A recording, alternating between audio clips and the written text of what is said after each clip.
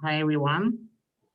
Today, we are very excited to have Professor Huang from UCSF, and he's going to talk about the subcellular imaging world using mostly light imaging. But briefly and strongly, Dr. Huang is currently a professor at UCSF in the Department of Pharmaceutical Chemistry and Department of Chemistry and Biophysics. And previously, he was at Harvard with Dr. Charlie Huang doing STORM, the super resolution microscopy techniques, and you may have read his fantastic papers in Nature Science discussing how we can do three-dimensional STORM.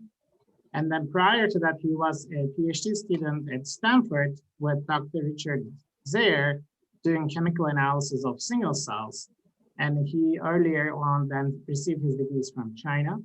And he has received many prestigious awards, including Charles Scholar Award, NIH Director's New Award, Packard Fellowship Award, and many others, Cheng Zuckerberg Bio Hub Investigator Award. And basically you can keep going, keep listing, adding more awards into his. And without further ado, I think I'll turn to Bo, and then we'll hear about his work. Thank you. Oh, thank you, and thanks for such a nice and almost embarrassing introduction. And it's really my great honor to be able to get connected to the Spatial Omics community and have discussion with all of you here, because this is the field that I always admire, that you can really systematically understand, have a truly systematic understanding of a system, not just from the spatial part, but from the content part. For us, my lab has been, well, from the title, my lab has been focused on one thing, is the microscope, and because our interest of understanding how things are going on inside a cell in a tiny volume, how things are organized, how things are running around doing their jobs. With a microscope, our hope is to see what's inside a cell, and this is just like really bad. Okay, forgive me for my bad art taste. And this is my hand drawing of a map of the cell in different things in the cell. And out of things, there are, like, in terms of the research projects going on in the lab. One of the things is we really want to have a comprehensive map of the cell. So this is the subcellular atlas project going on in the lab that we're working on, the labeling, imaging, and analysis aspect. We have spent a lot of effort of developing superficial microscopy techniques, and it's applying it to understanding how protein complexes are built up in the cell.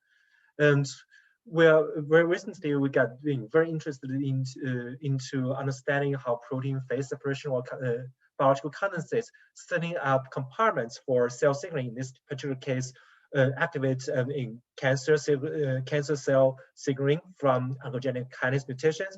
And very recently, we've joined the 40 Nucleum Consortium as trying to understand how the nucleus is organized and different factors contributing to the nuclear organization, including the phase condensation behavior. And for this talk, and given the interest of this group, I want to focus on our effort of the subcellular protein atlas project. Basically, well, now we can just like get through the Zoom window and jump up the computer screen and go to get to the other side of the Earth. But in the good old days when we fly to a new city, what we need is a map for us to get around. We want a map to have the landmarks. We want a map to know where we are, or where to go if we want to look for something.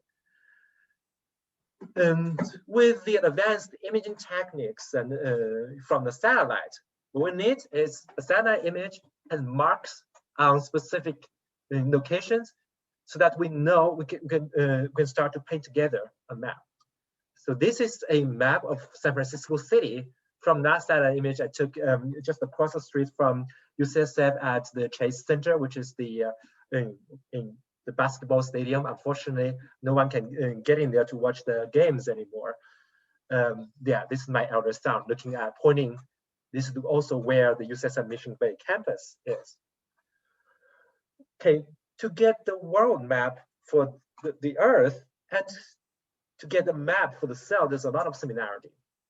To get the map of cell, there's also a lot of challenge because things are so small and there are just too many things in there.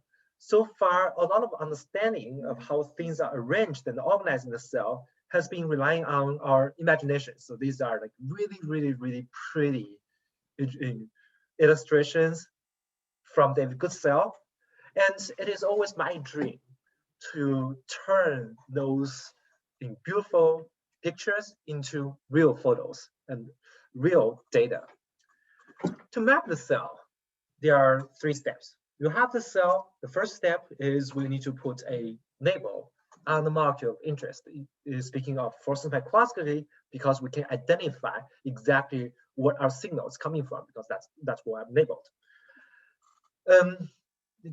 There can be the 2 general approaches. For fixed sample, you can just use specific binders like antibodies or fish probes to bring in an organic dye. For live sample, the most common approach is to use a genetically encodable fluorophore like a GFP.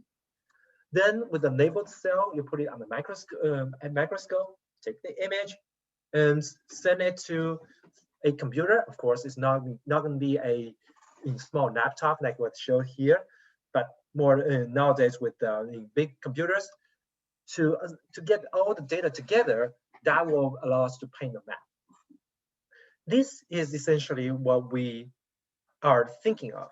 In particular, we want a map that's not just a static. We want a map that's a movie, so that we know not just where things are, but how they are moving, what they're doing. So for this purpose, we're going to use the genetic encodable fluorophore, like fluorescent proteins. And the idea is we're going to create a library of cell lines, and in these cell lines, each cell in this library, each cell line is going to carry a tagged protein, a protein tagged with GFP.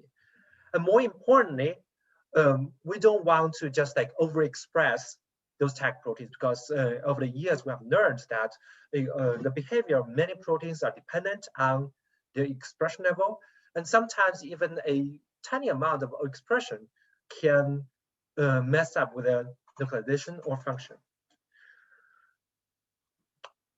This thought has been inspired by the work from Aaron O'Shea and Jonathan Weissman more than 10 years ago. In that work, they created the yeast library. In this, it's a collection of over 2,000 yeast strains. Each of the strain has 1 protein endogenous tagged by GFP. That is an immensely powerful resource for, well, quantifying the abundance, the expression level of proteins, the subcellular localization protein, and more importantly, for screening for, say, in the process of a stress or aging of yeast, in how the cell responding to it. Basically, the thought is that in fluorescence microscopy is a very powerful analysis tool, because you enable the protein of interest. Whenever you see the signal, you know where the signal is coming from, because that's the protein you have labeled. But that's also the biggest limitation of fluorescence microscopy, because you have to know what to look at before you label it and image it. Now with this library, actually with the yeast library, it has turned fluorescence microscopy into a discovery tool that we can say just pick a process of interest and unbiasedly analyze the library to identify the players. Very much in the same way as genetics screening, CRISPR screening, or proteomics type of screening can provide us. Okay, for yeast, it has been made possible because of the easy genetics of the yeast. It has very strong homologous combination, and what has been done before is to take the GFP gene with a homologous arm, transform the yeast. Yeast will take it up with homologous recombination, and that generates the library. For mammalian cells, it has been a lot more difficult until recently, with the advancement of the CRISPR-Cas9 based gene editing method, that with the double-strand break made by the Cas9 protein and the homologous directed repair process, we can incorporate the donor DNA much more efficiently. So there has been a lot of successful examples that people tag protein endogenously with the GFP using CRISPR-Cas9 based gene editing. But there's still challenges. The challenge comes from the fact that GFP is a pretty big gene. It's over 700 base pair long, and that needs also a fairly long homologous arm to make the process efficient. Now, if you have just a handful, one target or just a handful of targets, it's pretty trivial to clone the donor DNA and try the conditions and make it work. But if our goal is to scale this up to hundreds or even thousands or tens of thousands, that becomes overly expensive to deal with. And this is what we have set out to solve, to the challenge we try to address. And we're thinking, okay, the problem is because GFP is big. Can we have a much smaller tag that is also fluorescent? And this is the question that Daiji Kamiyama, a scientist in the lab who is now running his own lab at University of Georgia, Athens, and Sayaka Sekeni is a postdoc in the lab, who's now about to start her own lab at the University of Tohoku in Japan. And well, GFP is nice because it's entirely genetically encoded, that you only need to put in the protein sequence. By itself, it will generate the chromophore. That's hard to achieve by any of the other proteins, not to mention short peptide. Now, if we cannot replace GFP itself, we can still have a way around. That is utilizing the split fluorescent protein system that Jeffrey Waldon has developed back in 2005. In this case, we don't need to put the entire GFP sequence into the target. Instead, we only need to put a small fragment of it and express the rest of the GFP just freely in the cytoplasm. Neither of those two fragments are fluorescent by itself. Particularly the bigger fragment require a residue on the small fragment for the chromophore maturation. But these two fragments have a very high affinity between them. So once they are, as long as they are in the same cell subcellular compartment, they're going to bind and reconstitute a fully functional fluorescent protein. And it's different from other systems where people use split fluorescent proteins to detect protein-protein interactions. In this system, they just bind by themselves without the assistance of other protein-protein interactions. So that's the case of putting GFP11 on the NAMing and expressing GFP1 to 10 in the cell. You can nicely see the signal from the nuclear envelope. As compared to the case of knocking in full-length GFP, GFP11 is only 16 amino acid. With a linker with a short homologous arm that's enabled by this small donor, we can encode everything in a 200 nucleotide oligo that we can directly buy from nucleic acid synthesis like IgT. That makes the whole process extremely efficient. You don't need multiple steps of cloning to generate that donor DNA. To demonstrate the knocking at the scale of the Venn system, doing knocking at the scale, we've teamed with Jonathan Weissman lab, in particular with the postdoc Manu Nanetti Jonathan Snap, he's now a group leader at the Chiangsaika Biohub.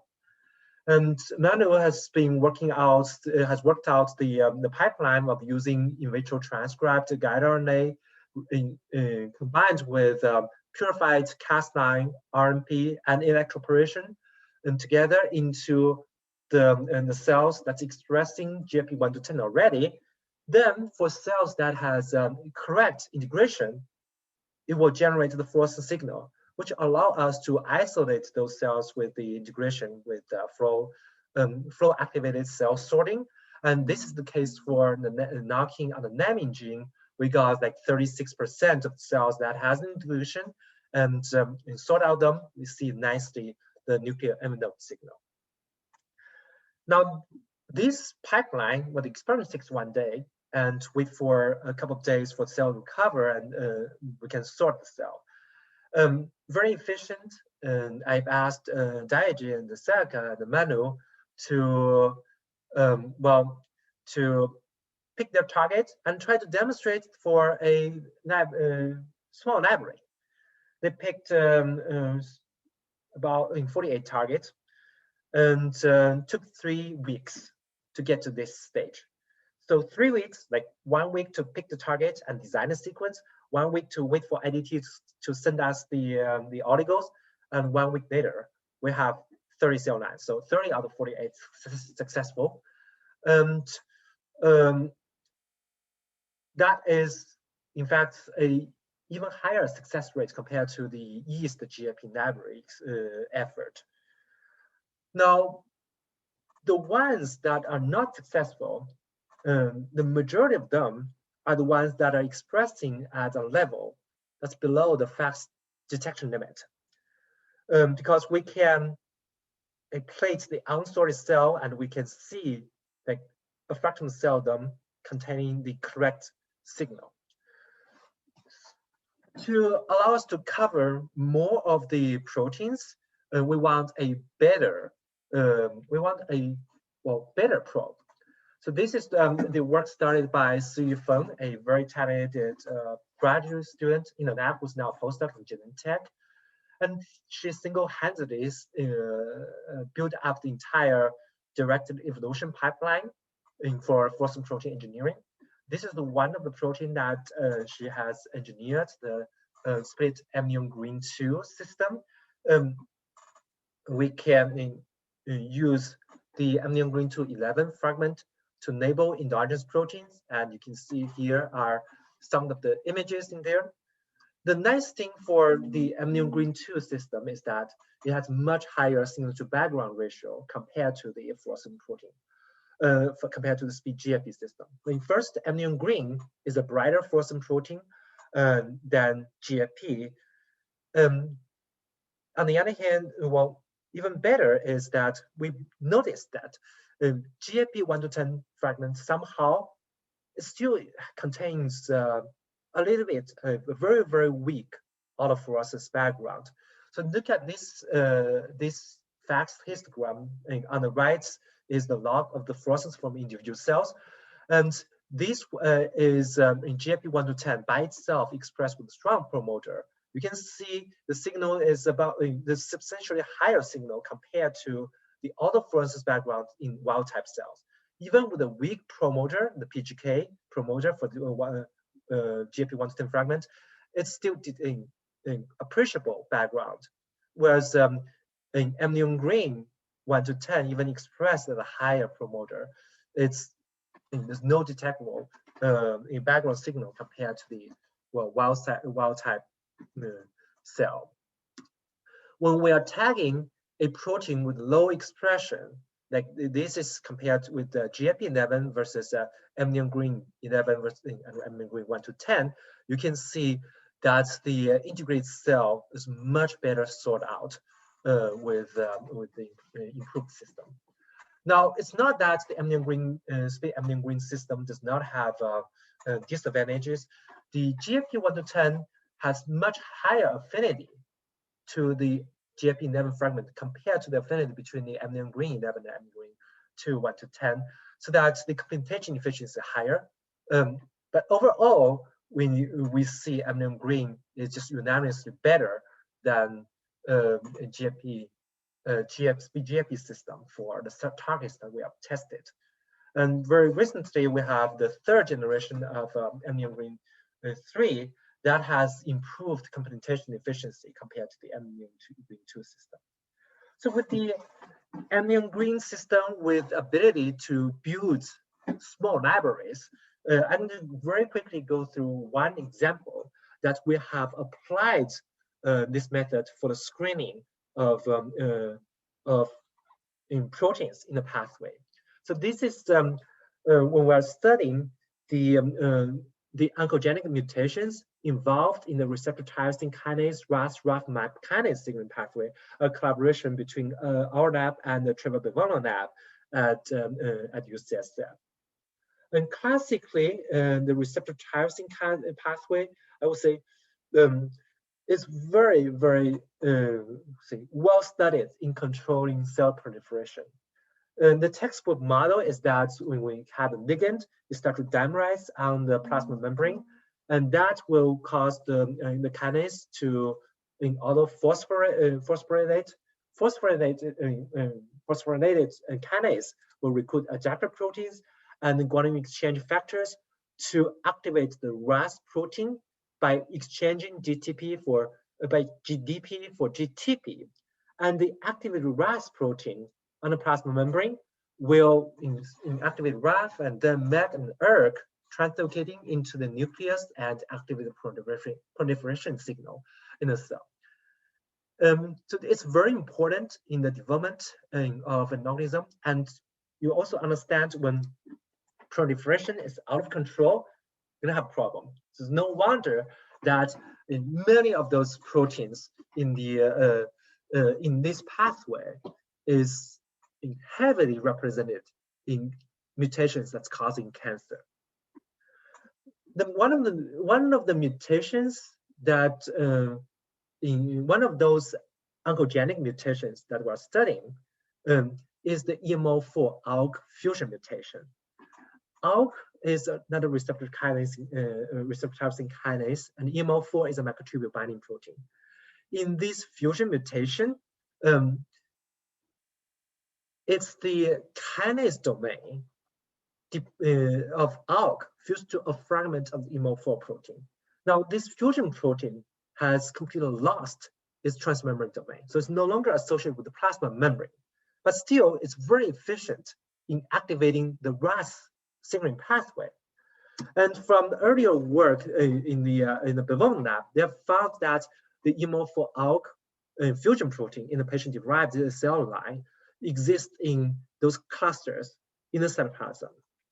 And it's been puzzling because in the textbook model, everything from receptor tyrosine kinase to Ras happens on the plasma membrane. Ras is post-translationally modified to go to the plasma membrane.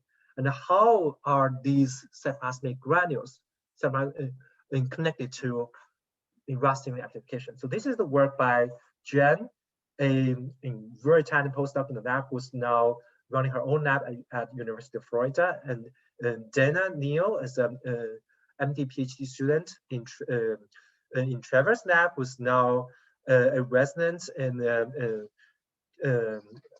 Harvard Hospital, and Asmin Topol's postdoc in Trevor's lab, who's now a Senator Fellow at UCSF. To make a very long story short, we've shown that those clusters we see on the microscope are phase-separated protein granules coming from the multivalent interactions mediated by EMO4 ALK protein and the GRAB2 adapter protein binding. And to illustrate how those granules could activate Ras signaling, we need to know the players in those granules. In doing proteomics on those phase-separate protein granules, in fact, has been extremely difficult. And even till now, we haven't had like satisfactory data on that. So taking advantage of our ability to endogenously tag protein at scale, we've taken an imaging-based approach. Basically, using our amnion green 211 knock-in, and we tagged everything in the Ras signaling pathway and image them in the cells expressing the EMO for ALK protein and see whether they are enriched in those protein granules. So showing here are 3 examples of classic scaffolding proteins GRAP2 and adapter proteins GAP1 and SAS1. And by themselves, they are more or less diffusively cytoplasmic, but when we have EMO4 ALK granules in there, they are clearly enriched in those granules. And those enrichment can be reversed by crizotinib, which is an ALK kinase inhibitor. And so it's specific. We show that the RAS activator SAS is enriching there. The RAS gaps which deactivate RAS is not. And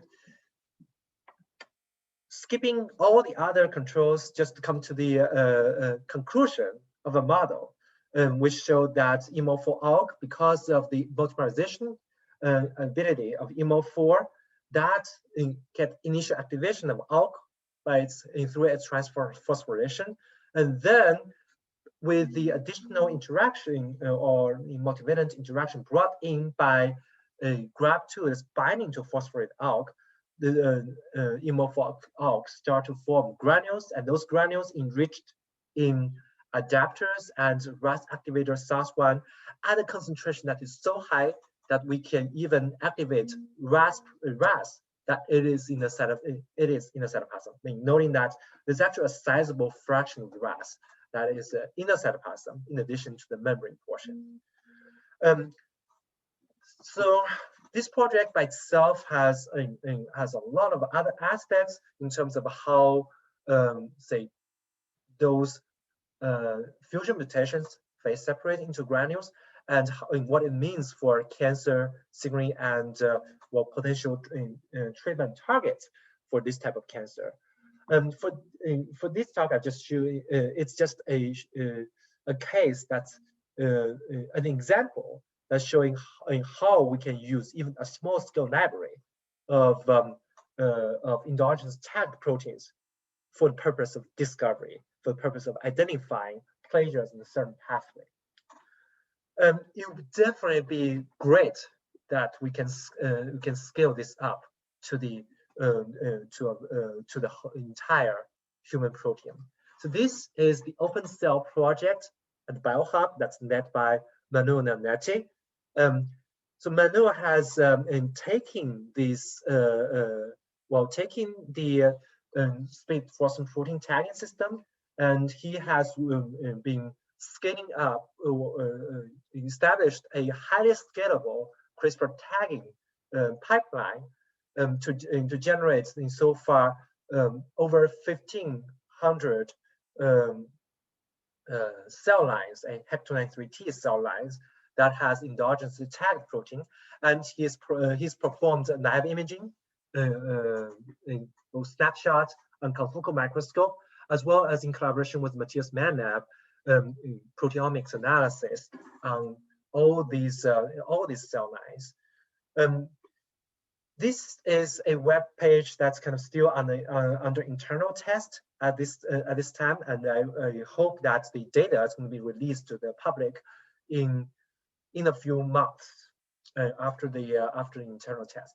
Just a screenshot of the images in this library and the collection of different proteins that has been tagged. And I would say, okay, quoting the words from another postdoc in the labs, this is a cell biologist's gold mine. That just by looking at those images, there's a lot we can see, and a lot of surprises. In fact, that proteins are either doing things that they're not expected to be doing, or having a hugely unexpected cell-to-cell variability.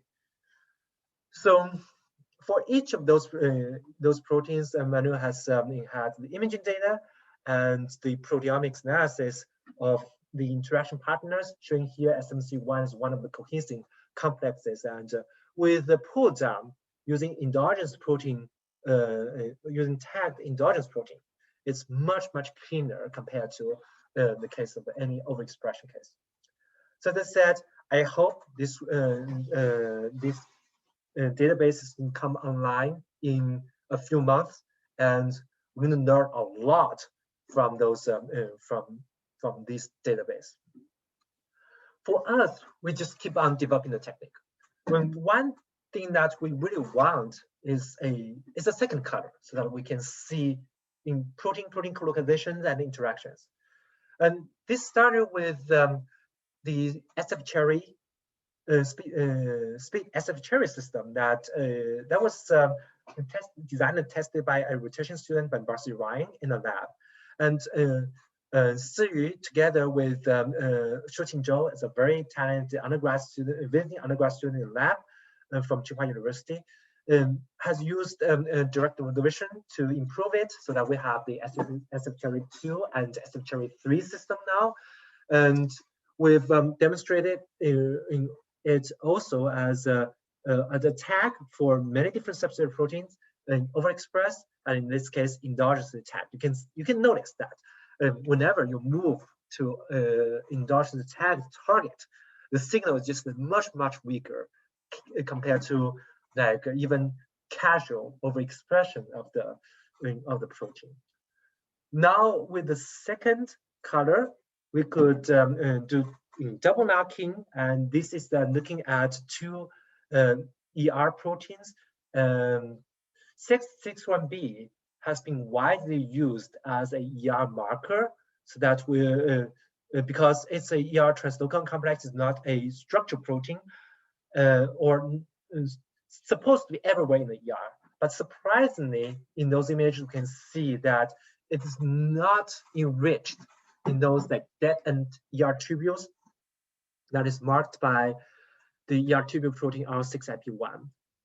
Around a couple of months later, we learned from Pietro Di Camilli lab that they happen to be studying this pair, the R6-Epi-1, and noticed the same thing of R6-Epi-1 being enriched in those newly formed ER tubules, and their hypothesis is this being related to the ER genesis of the lab.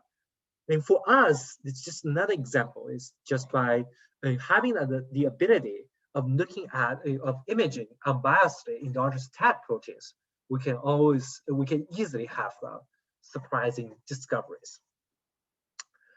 Now, for us, we've been thinking, well, can we generalize this method even more?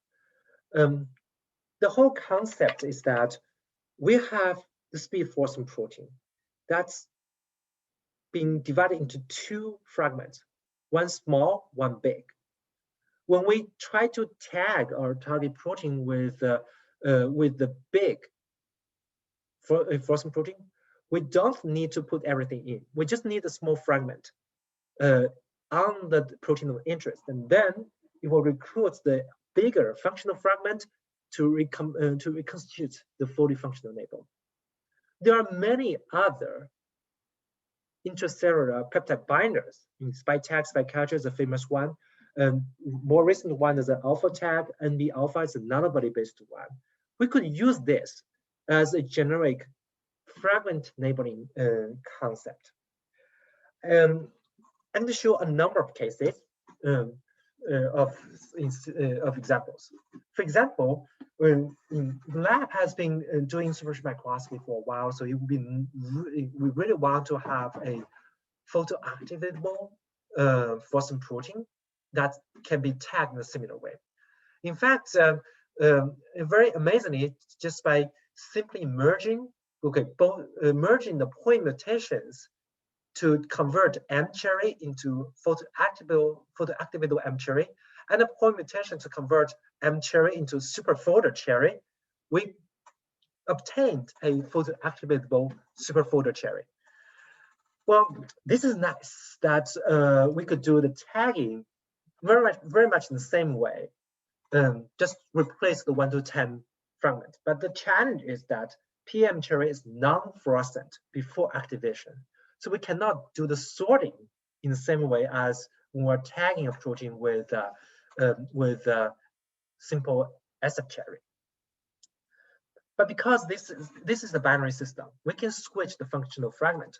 We could express sfCherry and sort the target, and then when we're imaging, we express with sfCherry, so that in this population, as illustrated for the class 3 labeling, we can get storm images of endogenously tagged class 3.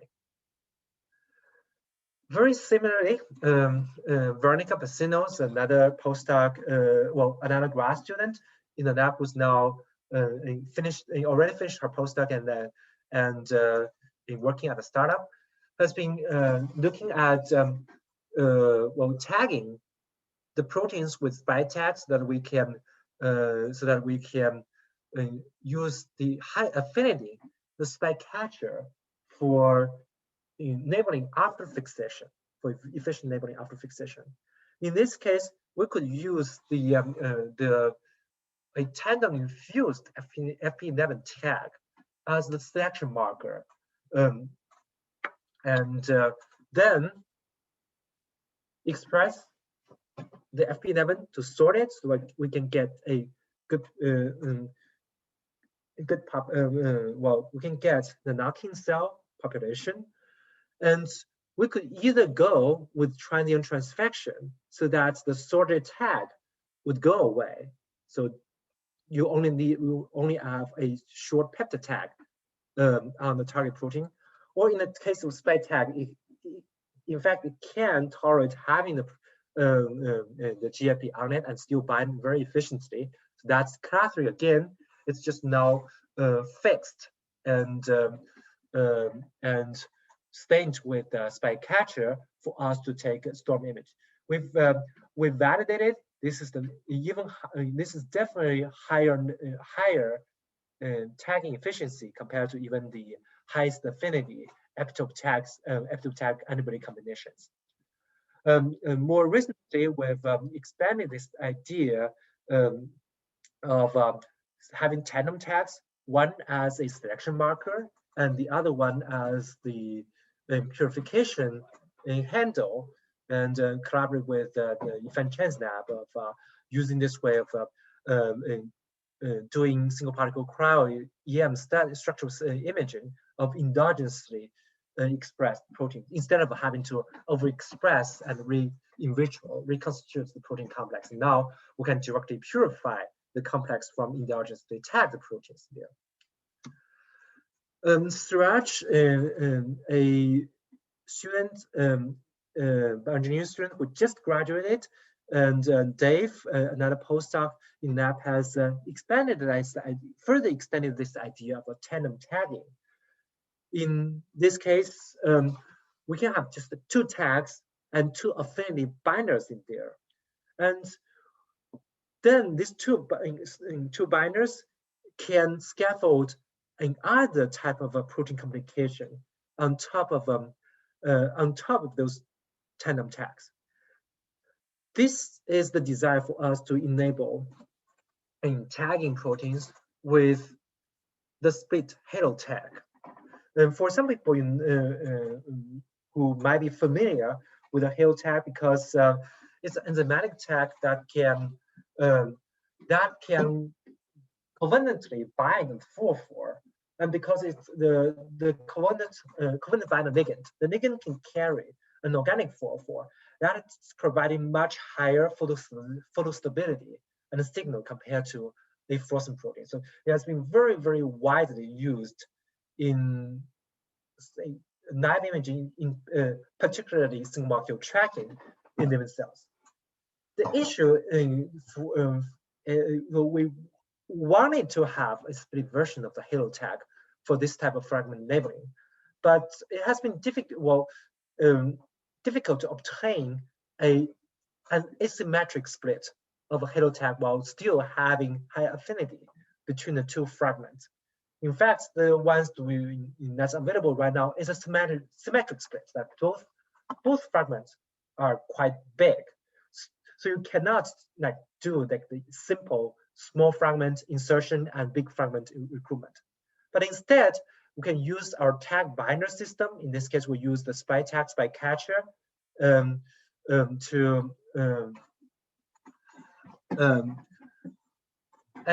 our in alpha tag MB alpha to do this. So this is the knock-in of GAP11 SPI-tag and expression of GAP1 to 10 and SPI-catcher, and we see the endogenously enabled NAMing on the nuclear envelope. We could replace the GAP with MB alpha. It's actually a even better system. Now this becomes a really like highly modular system because we can just like put a tag in and put the binder, whichever binder that's needed for a particular application. And for example, we can have two tags in two binders on each of the tag, and in this case, we can use split-HaloTag to detect an interaction between two endogenously tagged proteins. And we did a very simple demonstration again on NAMing, but in this case, with double knocking of NAMing of SPI-tag and alpha tag.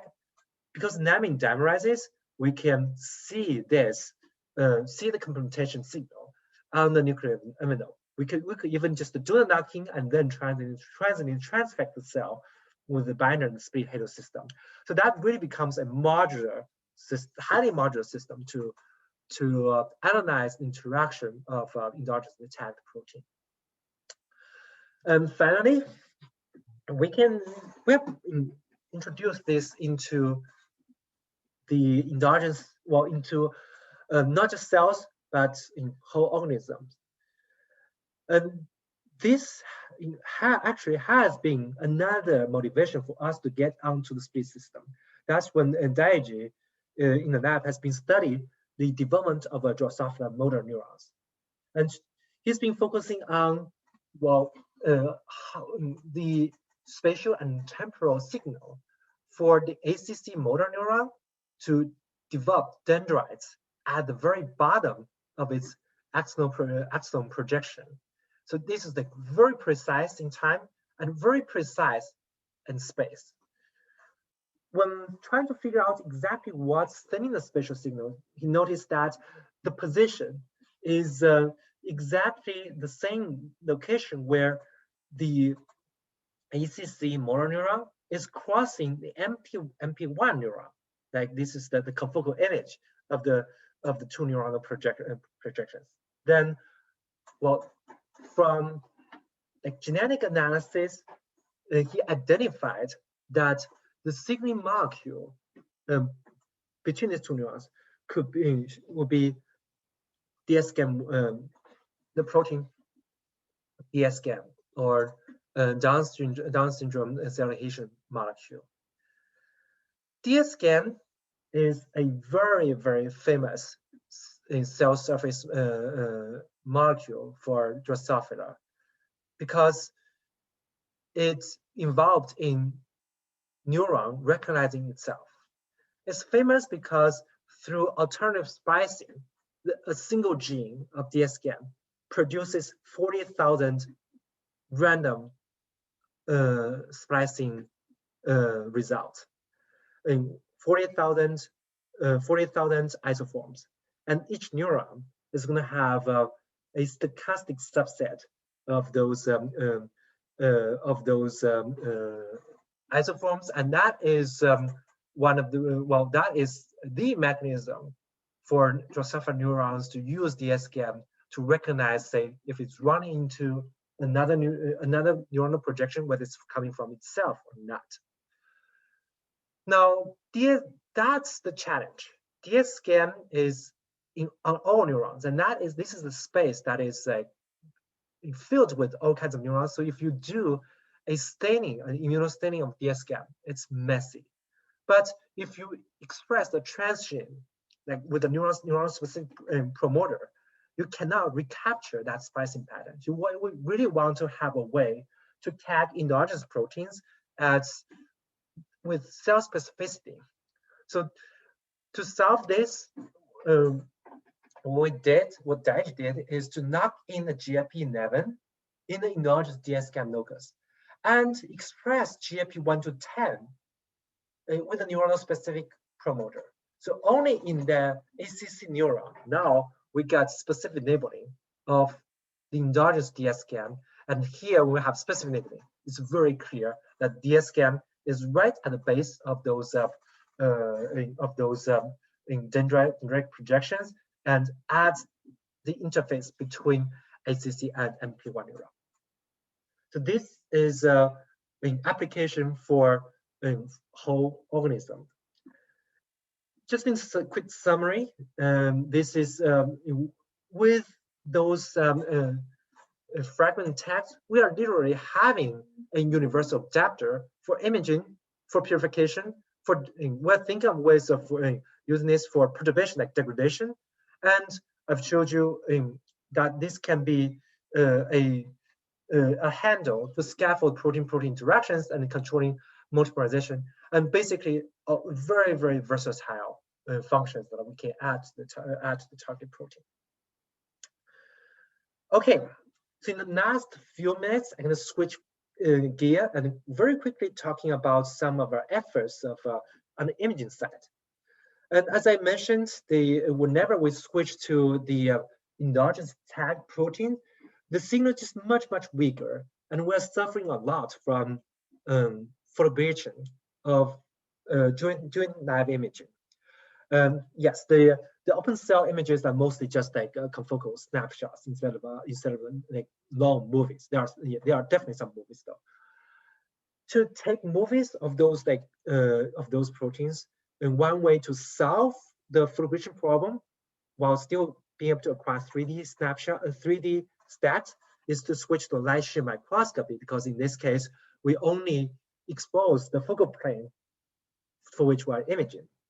But in typical night sheet microscopes, having two objectives sticking to the sample is not really compatible with multiple planes, and it's basically not compatible with the regular dishes that cell biologists are used to use. So Bing Yang in the lab has had this really clever idea of adapting the single objective night sheet configuration that's started by Chris Dunsby and then get advanced by Xiangzhang and Elizabeth Human labs to high resolution subcellular imaging. The concept is that we can use the same objective to generate a tilted night sheet and capture the image, and then use remote focusing to untilt that image in focal plane to allow the camera to capture the in focus tilted image. And the really clever trick that Bing Yang came up is to use a pair of air and water objective so that we can untilt the focal plane without loss of signal and loss of resolution. And so this is a movie of I don't know why it's not playing, but this is the movie of NAMI knocking cells, a 3D movie that we can take over a long time. And Xinye, a visiting PhD student, has built this on an inverted macroscope body, and it's basically operating like a confocal microscope, spinning disk microscope, but has a resolution that's kind of approaching that of a lattice night sheet microscope.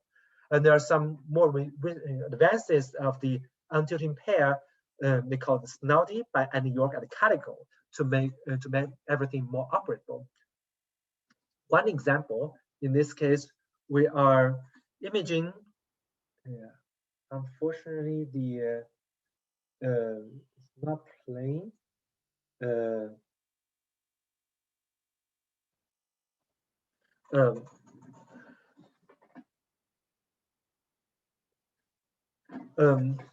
the movies of 16 cell line, 16 endogenous tag cell lines that we can acquire in parallel on the same multiple plate over the duration of 9 hours. It's a very cool movie if it plays. And now with the effort from Rachel and Rashmi and 2 postdocs in the lab, we're working with Manu to imaging through the cell line open cell library. And Emma and Michael are 2 grad students and postdoc in the lab who's working on machine learning and to better improve the optical resolution, as well as to build up the analysis pipeline. Just like finally, I hope this image can play. I don't know why, but I have to say this is absolutely a gorgeous image that unfortunately doesn't play.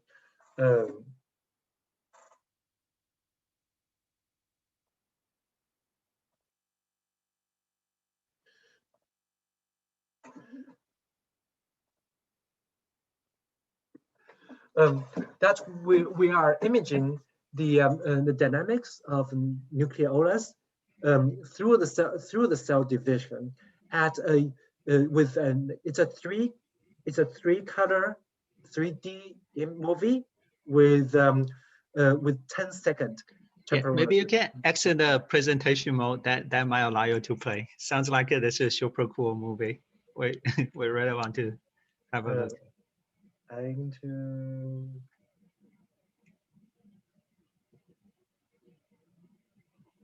Yeah, I will quickly start. It is a super cool movie. Mm-hmm. Somehow it's not playing, but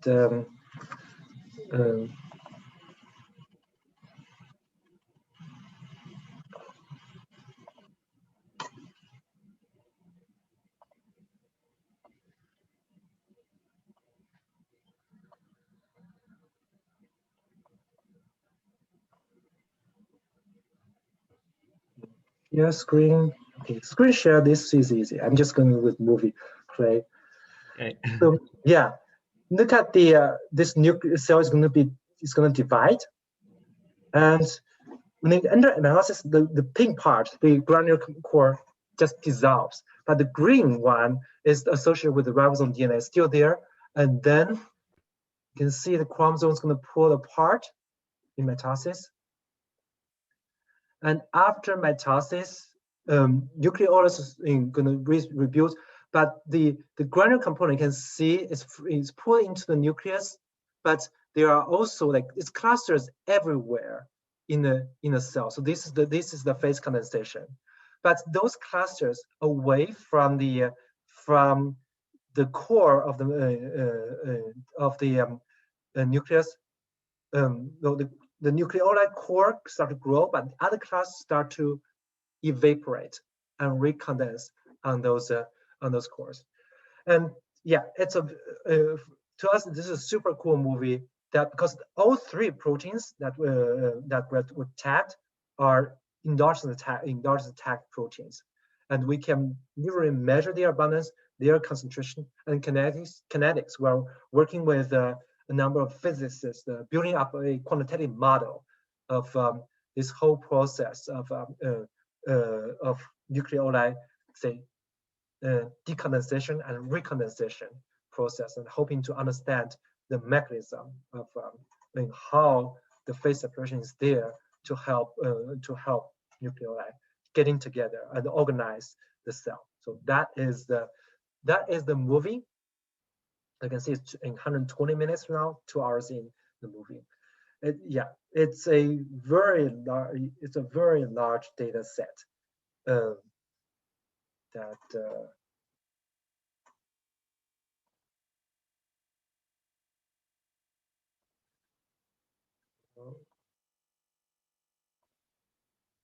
you can see their screen share again, right?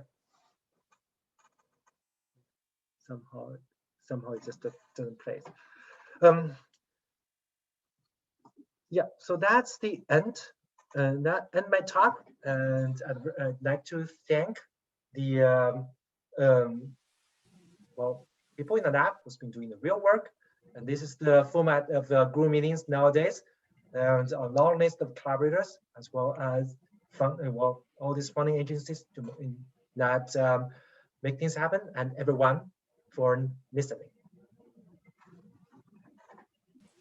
Yeah, thank you very much. So I think Ahmet, you okay, you if you want to help, kind of raise the questions in the chat box. Sure. I can read if you like them. There's a question in the chat box from Kimberly. It seems like it would be useful to have cells labeled with just one color, neon, but at 3-4 endogenous proteins, nucleus, actin, etc., to sort of highlight the relative locations of various structures. Have you considered doing that? Yes, we are okay. First, there has been BioHub has done a lot of really cool analysis on subcellular landmarks. So far, all their images has simply just using DNA stain as the reference mark. For this nuclear aura imaging, we are because there are 3 components in there, and we're pretty much exhaust the 3 most imaging friendly color channels on the microscope. And this is our initial study that we are looking at the relative kinetics of those 3 different compartments. And from that, we're definitely going to start to make other multicolor cell lines to visualize, say, in things relative to one another for the different compartments. Another thing that we've been looking at, and in fact, the postdoc has just showed some really cool movies in a group meeting a couple of hours earlier than this. So I haven't had a chance to move those movies into this presentation. We have been looking at the overall morphology, and particularly many of these organelle markers during the cell cycle, particularly the entry and exit of the mitosis. And there's some really, really cool and surprising details that we can see from those movies. Cool. And as people are asking, I have a quick question about what if you also combine multispectral imaging, like 20 channels live movies into your platform? Would that work? So you're talking about spectral imaging to image many channels? Absolutely, yes. The challenge is to get that many different colors on live labeling. I know the work done by Jennifer Nimko-Schwartz was using a range of the different fluorescent proteins with different spectrum, but in that case, just getting the cell transfected by, well, getting the stable cell line expressing 6 different plasmids is not a trivial task.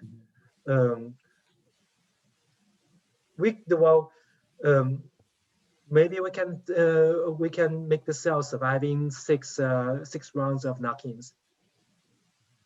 Actually, can you do like a sequential type approach as well, like 1, 2, 3, and add more and more to the same cell line? I mean, yes, we can. Yes, we can do sequential approach. We can do things simultaneously or sequentially. In fact, speaking of that, the best situation for that type of knock-ins potentially in iPS cells or ES cells, because their chromatin is much better guarded, unlike those like hex cells that are hugely transformed. So as long as in that case you're careful each round to pick the cells that are happy, most likely they can stay happy after multiple rounds of editing. And Manuel has done a lot of knocking on iPS cells already.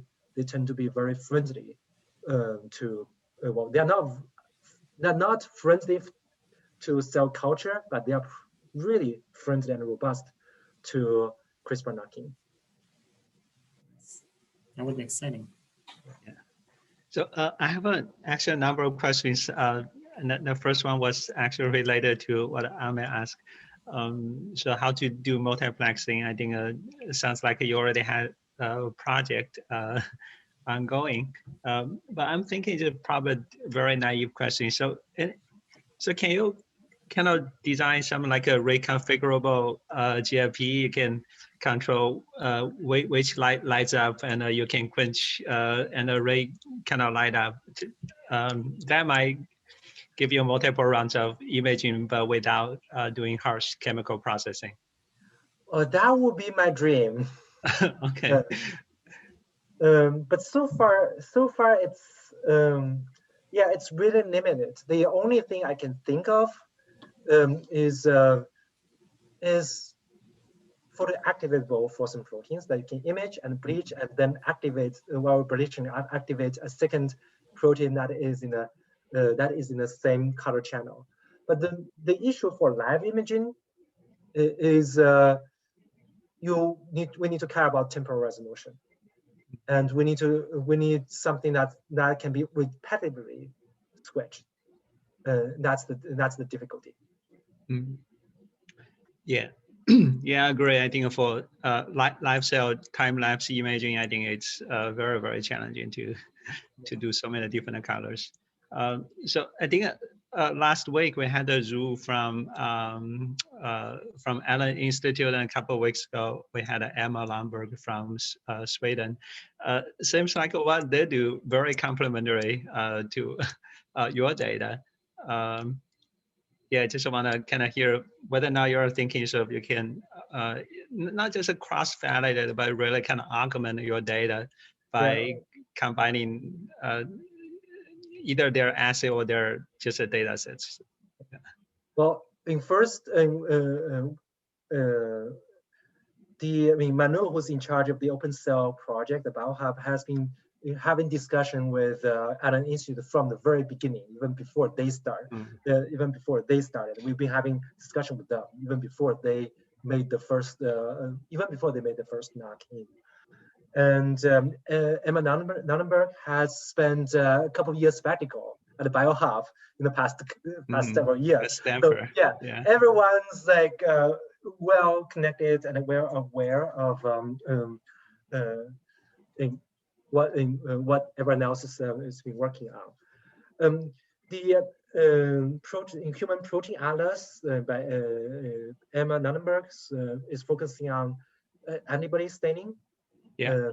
So that is a different scenario compared to live imaging. And a more interesting comparison is the work by Allen Institute and the Open Cell. And I think this is two different philosophy, and both are valid and both have their both are important. Allen Institute has been focusing on precision. That means picking a handful of morphology markers, and the most robust cell line, the iPS cell line, and each one of them generating the knocking with like whole genome sequencing, careful validation of everything. And that is one approach. Whereas the Open Cell project is much more emphasizing throughput, because if you want to say do that for 30 cell lines, it's okay. If you want to do that for 1,500 cell lines, that's just way too much resource that needed to do all these clonal selection and validation. Like ours are heterozygous knocking or polyclonal cell lines, and we haven't done sequence validation for them. But the idea in this case is that when going opt for throughput so that we can make initial discovery and narrow down our target. And after narrowing down the target, we can then start with more careful validation. It's just two different approaches, and I think suitable for different type of investigations. The other thing that the other difference is obviously other institutes is sharing all their cell lines, whereas for the open cell project, it's kind of impractical to maintain 1,500 mammalian cell lines and set up shipment for 1,500 cell lines. It's just like too much resource needed for that. So our goal is, in this case, is to establish a robust enough protocol and test it, guide RNA donor DNA sequence, so that people who want to tag protein endogenously can do it themselves with ease. Very importantly, in their own favorite cell line, because even iPS itself is not the best. It's a very important, very versatile cell line, but it's not necessarily the best cell line for all cell biology investigations. And different people may have different cell lines that they prefer to work in. And in this case, it's our desire to show people how to fish instead of just giving them the fish. Yeah. I also can quote a comment from Veronica when I asked her to clone a couple of PKA GFP fusion plasmids, and she told me that it's actually easier and faster to generate a PKA knock-in line than to clone a GFP fusion plasmid in her case. And that's where I would like everyone to get to. Got it. Exciting. And we're getting late, but I've got one more final question. If anybody has, of course, feel free to unmute yourself and ask. The question is about the phase separation game that you alluded to. It's actually a pretty exciting field. I've been recently reading about the quantitative models for phase separation, right? I think your data set and your approach could be perfect for this. And which part of phase separation would you be more illuminating light? Is it more the cell division? I mean, there are also membranous organelles and others. Would you be interested in going towards those directions too? Right now, our main focus is two things. One is the EMO for AUX system and other oncogenic kinase fusions. It's actually a very complicated system. For example, they're not liquid droplets. They have a high heterogeneity among them.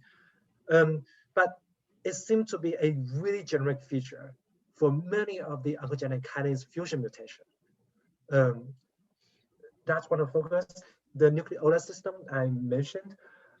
Previously, a postdoc in lab actually has done an analysis of the entire human proteome sequence for proteins that can kind of having a tendency of